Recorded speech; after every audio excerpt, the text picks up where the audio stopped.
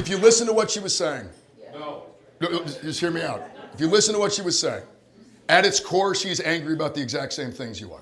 There's a viral clip going around from Graham Platner, the Democratic candidate for U.S. Senate in Maine, that I think is deserving of its own conversation, as there are two distinct reactions coming out of what Graham Platner does here that I think is really worth diving into. So I'm going to get to two other examples of types of communication that are different from what Graham Platner is doing here, but are equally effective.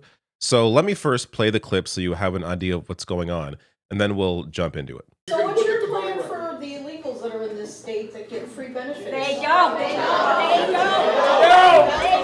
Free. If you listen to what she was saying, just hear me out. If you listen to what she was saying, at its core, she's angry about the exact same things you are. People are propagandized, people are misinformed, but people are not stupid. And we shouldn't treat them as such. People are angry because they know they're being screwed. They might get lied to, they might get taken in.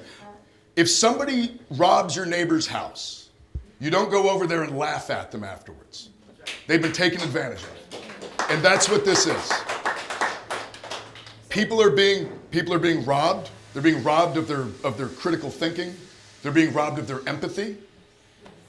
The answer to that is not shame. The answer to that is not anger. The answer to that is empathy and compassion. All right.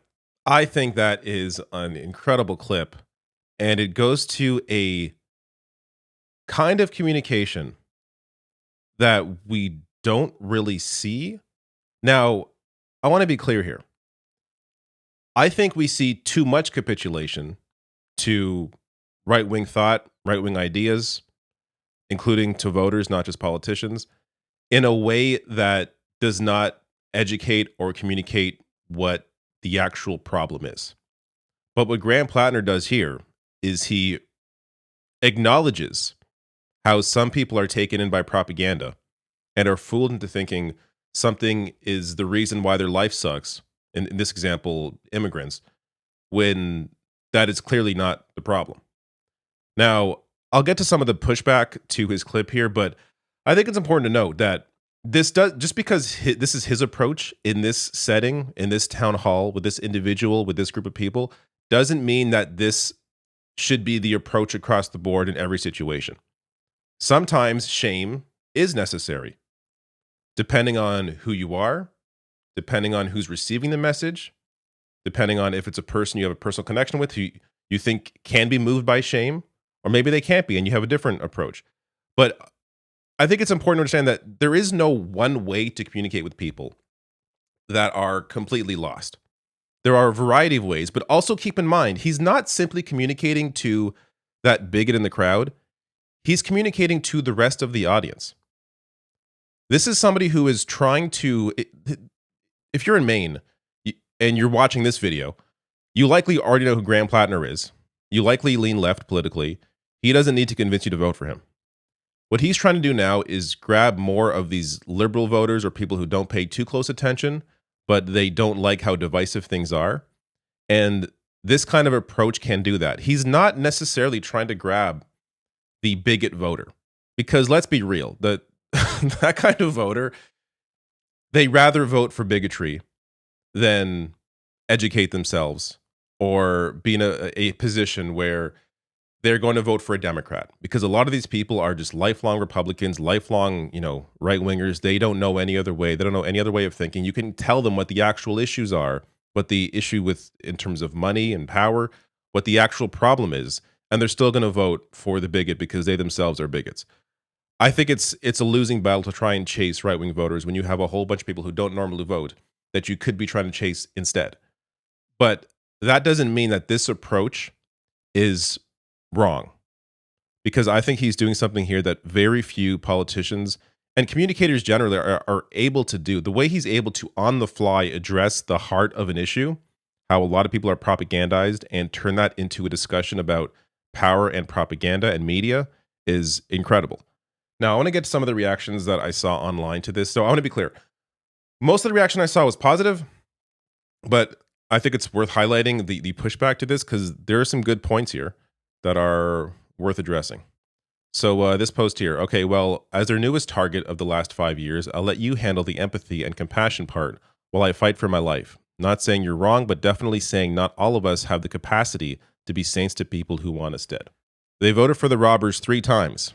Every time the robbers do something awful, they cheer it on, saying, "This is what I voted for."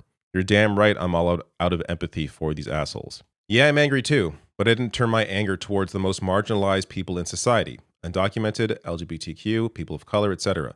That's low-hanging fruit, fodder for bullies, and it's a choice made by adults. I can empathize with what brought them there, but that's where it ends. So this is where we get to how your ability to communicate or how you communicate changes depending on what your audience is, what your goal is, who you are.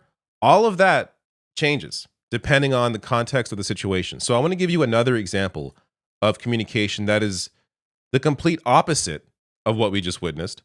And that is this here. So as Jeff Colton writes, man in the black and white flag mask biked in circles around the Zoran Mamdani presser in Jackson Heights, calling the mayoral candidate, quote, a terrorist. After a minute or two of that, this muscular man screams at him to get out of here with his bigoted shit. So this is complete opposite to what Graham Platner did, but is also correct.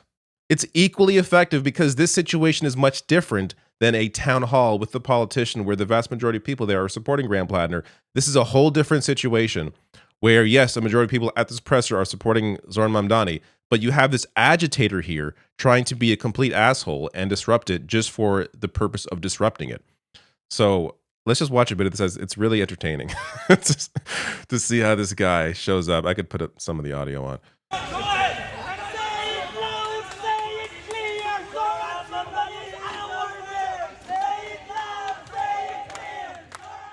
So you can't hear much of their conversation, but this is where this guy is aware of his power, of what he can do in this moment.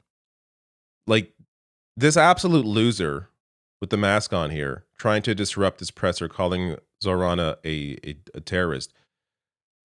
This absolute unit understands how intimidating he can be, and to use his physicality and his anger to scare off this agitator.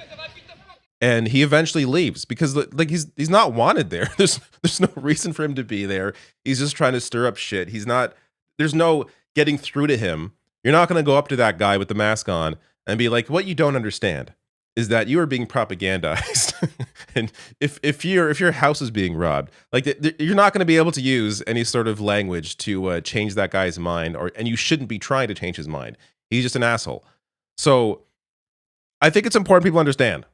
Just because, someone like Graham Platner in this moment is using this way of communicating does not mean that this is the only way to communicate to a bigot. Now, another form of using power are how employees can work against who they work for. So 30 Paramount employees slam studio leaders for condemning Israeli film boycott. Quote, you are aligning yourselves with genocide in Gaza. So this is a story that came out today in Variety. They have the exclusive. A quote here from their letter.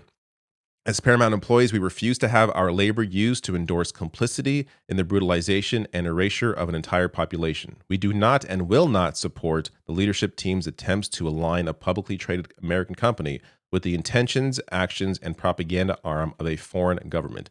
And they go on to discuss how they have tried to engage Paramount leadership with data-driven and objectively strategic business recommendations to acquire projects from Palestinian creators, such as the documentary No Other Land, or the documentary It's by Zon from Gaza and I'm Still Alive, which ended up winning awards. So, and instead they have, Paramount has only taken on what they claim as one-sided stories, just, stories in support, if not directly, then indirectly supporting Israel. So this is a way of communicating, of using power through collective power against the powerful, against the corporation that they work for.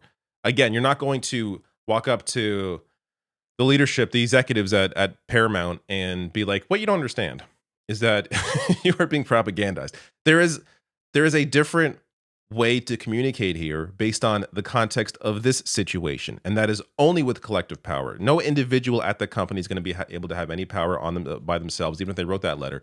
It's with collective power that they can try and push Paramount in a different direction. So I just think that was a great clip from Graham Platner, and it led to a greater discussion about communication, how to communicate, and how communication can be completely different yet still be effective because the context of the situation changes. If you enjoyed this video, please hit like and subscribe and check out some of the other videos I have on this channel.